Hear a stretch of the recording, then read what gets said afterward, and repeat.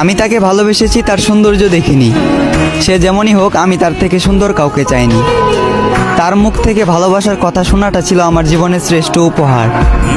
আফসোস, এটা ছিল তার অভিনয়। তবে আমার ভালোবাসাটা অভিনয় নয়, বরং তার এই অভিনয়ের কারণে তাকে পাওয়ার যুদ্ধে আজ আমাকে মানতে হলো হার। একটা সময় হাসির রাজ্যের রাজা ছিলাম, আজ সেই হাসিটাকেও হারিয়ে ফেললাম। আমি জানি আমি তার প্রথম নয়, বরং দ্বিতীয় ভালোবাসা ছিলাম। তবুও সে চিন্তাবাদ দিয়ে তাকে ফুলের মতো আগলে রাখলাম।